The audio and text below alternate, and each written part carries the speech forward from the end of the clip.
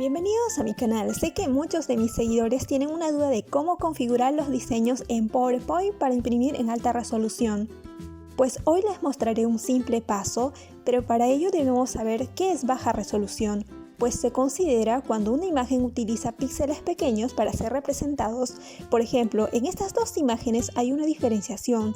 Para apreciarlo me voy a verlo con zoom, donde una de ellas es más nítida que la otra. Asimismo, la precisión de los bordes se enfatiza en uno de ellos a comparación de la otra.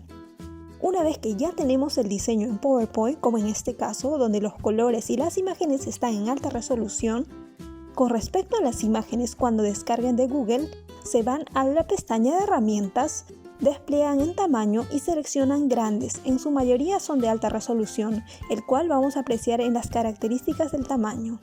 Regresando al programa, nos vamos a Archivo, Opciones. Luego se abrirá un cuadro donde debemos ir a Avanzadas, para luego centrarnos en tamaño y calidad de imagen. En este caso vamos a dar check en la casilla No comprimir las imágenes del archivo y siempre verificar que esté en alta calidad y aceptamos. Ahora nuevamente vamos a Archivo, Guardar como, Examinar, luego el tipo, desplegamos y seleccionamos PDF.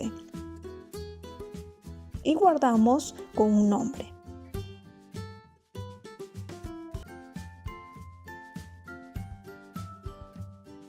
Como apreciamos, se ha exportado en alta resolución.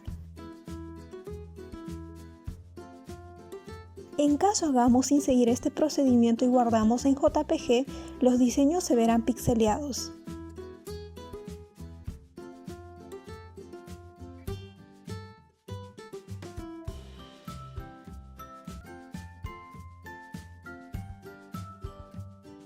Aquí un comparativo de ambos diseños exportados. Como pueden apreciar, se muestra una clara diferencia. Bueno, a todos mis seguidores, gracias por ver mis tutoriales que me permiten seguir creando más contenidos. Cualquier consulta me dejan en los comentarios. No olviden regalarme un like, suscribirse y activar la campanita de notificación. Y nos vemos en próximos proyectos para seguir aprendiendo.